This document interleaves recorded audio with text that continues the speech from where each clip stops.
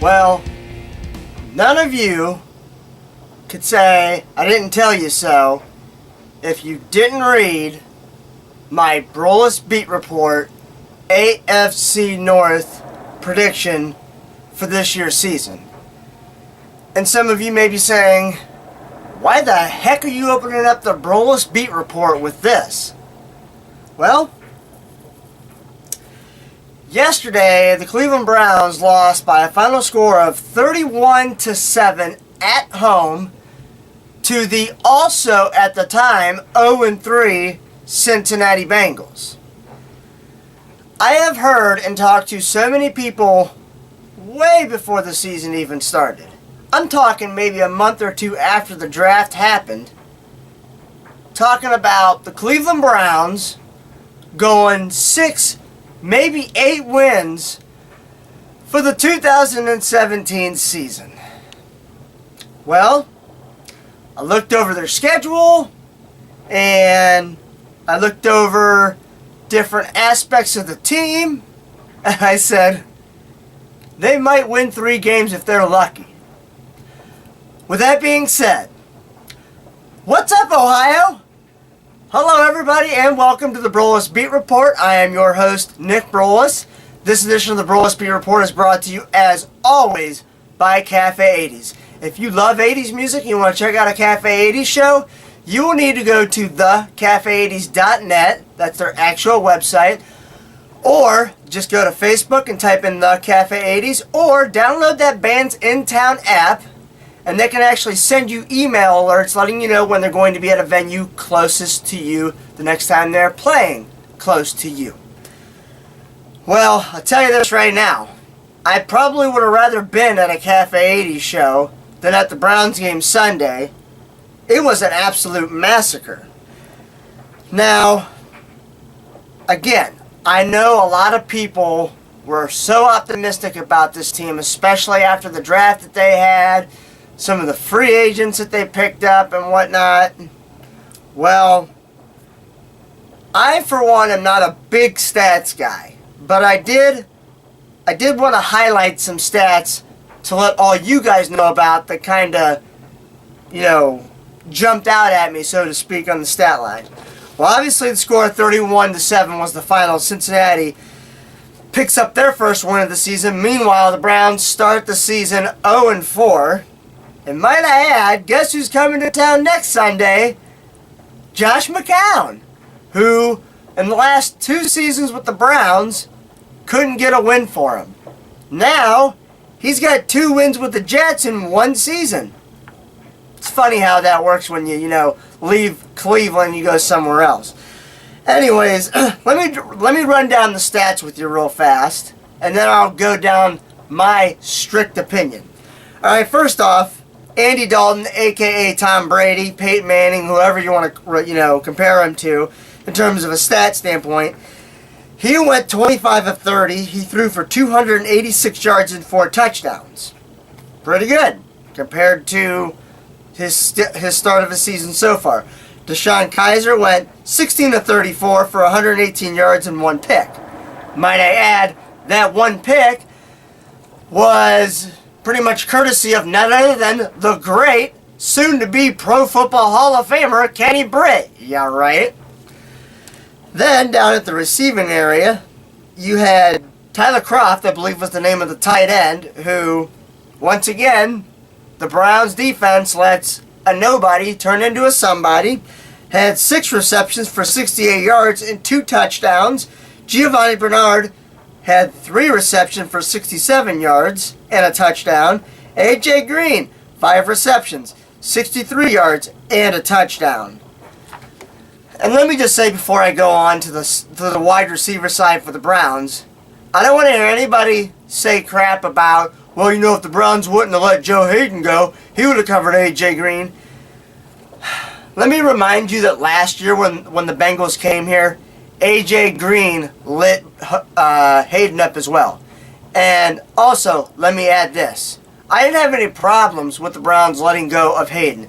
It was clear the last 2 seasons, injured or not, he was not able to cover the team's best wide receiver anymore. And guess what? He's still not doing it in Pittsburgh.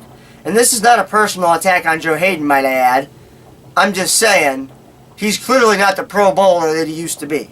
Now, getting back to the Browns real quick, Ricardo Lewis, 5 receptions, 64 yards.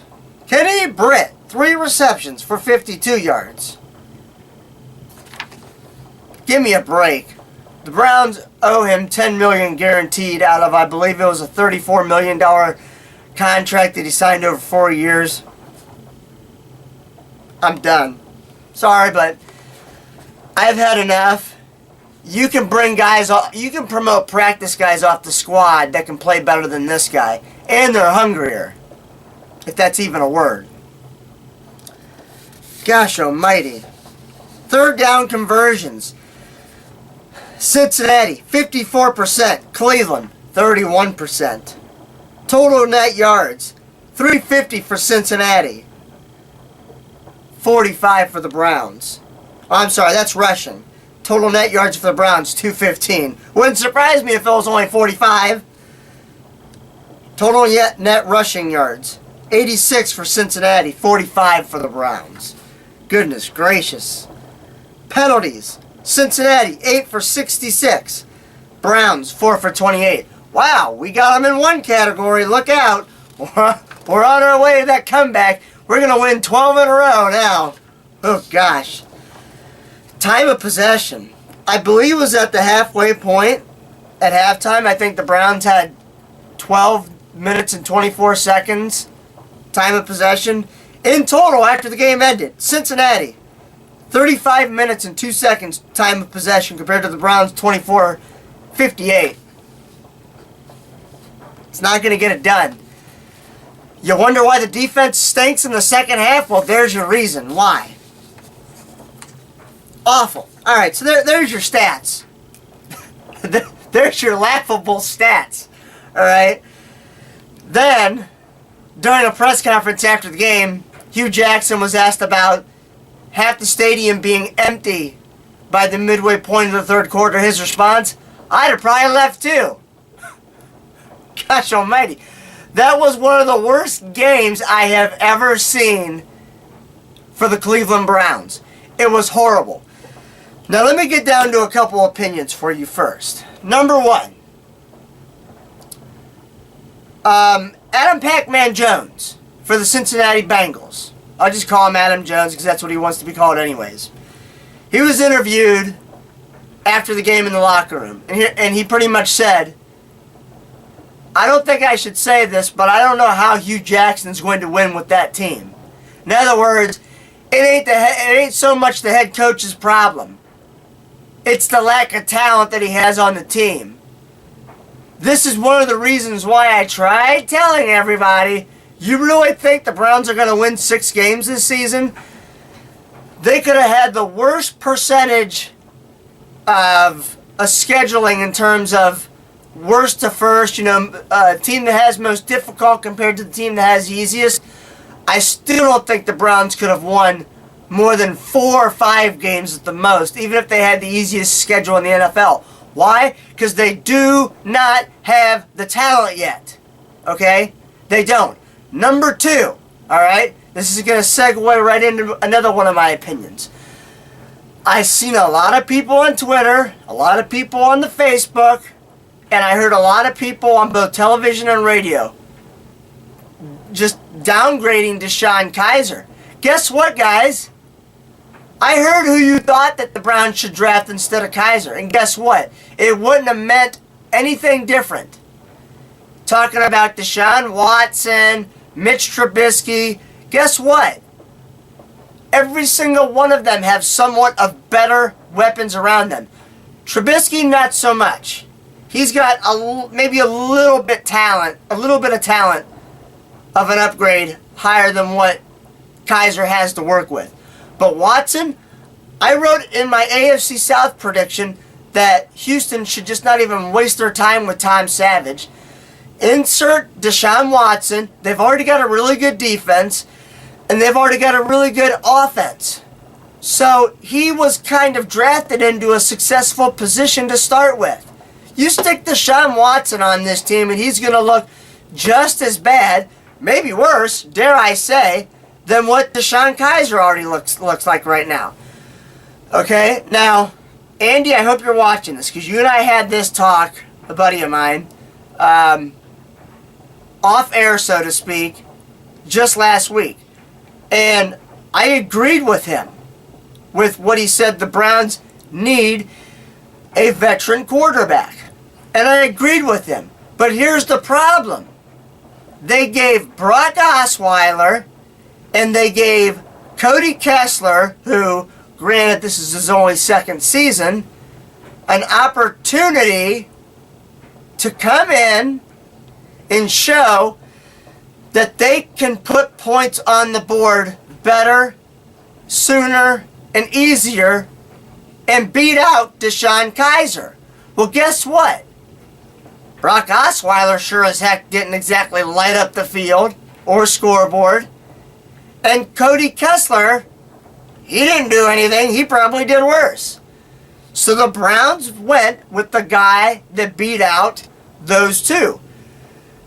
You can maybe make an argument for Kevin Hogan, maybe, but he was going up against guys that aren't even in the NFL anymore. And if they are, they're on the practice squad, or they're a backup or a starter for a really bad team. And I don't have no problem with Kevin Hogan. I think for the time that he's been on the field, he actually hasn't done too bad. But to say that DeShone Kizer is the other main problem other than the coaching staff, I think is just ridiculous. I think if you give DeShone Kizer the weapons around him like some of these other quarterbacks have, I think he's doing better. Number two, I also have told a bunch of people, I think around maybe week 6 is when you're going to see this offensive line start to gel. I could be wrong. I've been wrong before. I will be again. I'm a guy. That's just how it goes. So, it was an absolute embarrassment to say the least. Now, from a wide receiver standpoint, again, Kenny Britt, he's got to go. I know I have tweeted this out before and I've talked to some other people about this. I don't see why the Browns let go of Richard Mullaney, the wide receiver from Alabama. He had a really good preseason. I mean, he was a really good route runner.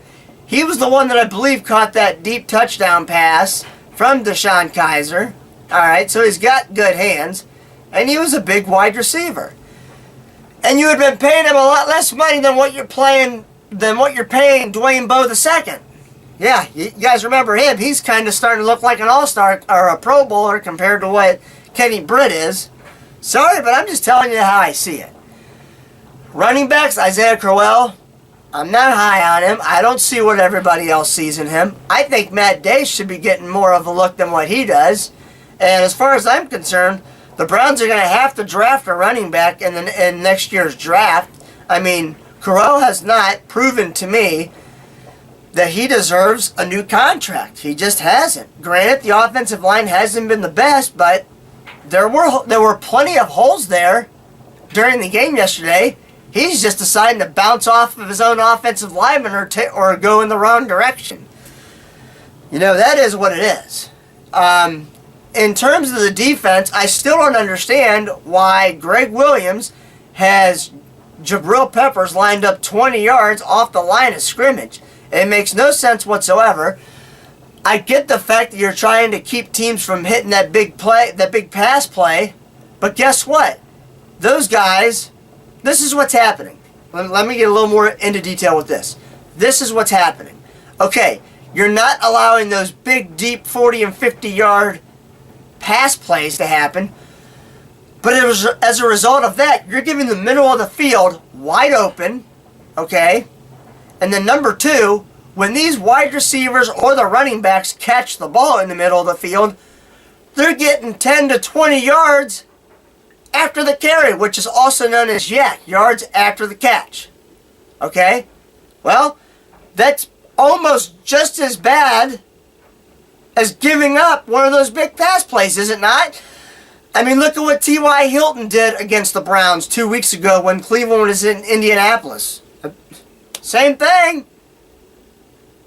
If you're going to give up a big pass play, all right, I get that. That's on the cornerback, though. But when you are continuously leaving the middle of the field open, you're leaving it open for not only the wide receivers and the tight ends, but then you're also allowing the running backs to come out of the backfield and find a nice soft spot 10 to 15 yards away from the quarterback right in the middle of the field. You cannot keep giving up plays like that. Now, Greg Williams wants to talk about how great his defense is. Guess what? Even the best schemes have to be adjusted. It doesn't matter. It's absolutely ridiculous for these fans to continuously spend money on this team. The Browns fans are going to be loyal. They're the most loyal fans in the NFL. Dare I say most loyal fans in all of sports. Okay? And I think that's kind of a bad thing in a way, because the Browns front office knows that these fans are going to continue to come down and watch this team and be embarrassed to walk around with any sort of Browns shirts, jerseys, hats, you name it. And they get laughed at and they get joked about. Well, look at the product on the field. Don't you guys see this? You gotta start doing something. Under Hugh Jackson so far, they're 1-19. Again, I'm not calling for the team to blow this whole thing up. I don't think they can afford to do that. But at some point, this team's got to make adjustments. They've got to stop bringing on players like a Kenny Britt, who's going to do nothing for you when you're going to pay a ton of money for him. Whatever. It was just an absolute embarrassment. You can't blame the fans for leaving the game early as what they did. And yeah, it had to have looked ugly on TV. I mean, it really did. So, I mean, again, I am not putting all this on Hugh Jackson. I'm certainly not putting all this on Kaiser. Both of them, yes, they need to improve, but this whole team and organization needs to improve. That's the absolute bottom line when you talk about the Cleveland Browns. For a team that continues to draft in the top 5 and top 10 year in and year out, this team should have an all-Pro Bowl team in itself. But they continuously mess up on the draft picks and or fire coaching staff 1 to 2 years after they've come in. It's as simple as that. Now, for those of you that do have a Facebook, I know many of you do, I have finally created a separate page for my personal page. So, if you want to get news updates on stuff about sports, maybe health and fitness, and yes, I have to even include Cedar Point. By the way, that was probably one of the biggest highlights of my whole day yesterday, was getting my free ticket for next year to go to Cedar Point so I can ride Steel Vengeance. You know, it's Steel Mean Streak, and they kept the wooden structure, but they added steel tracks so it would be a smoother ride. So that way, people like me, or really anybody else, doesn't feel like they got to go get a chiropractor after they get off the ride. That was one of the highlights of my whole day, was just getting a ticket so I can go to Cedar Point next year for free for one day. But anyways, get onto Facebook and just search the Broulis Beat Report and like my page. That's all I'm asking, okay? And you're going to see a bunch of different things, whether it be sports stuff, health and fitness, or obviously, you know, stuff regarding Cedar Point. Just, you know, different hobbies and passions of me personally. That's my page. It's kind of separating my fan side and my hobby side from my personal page.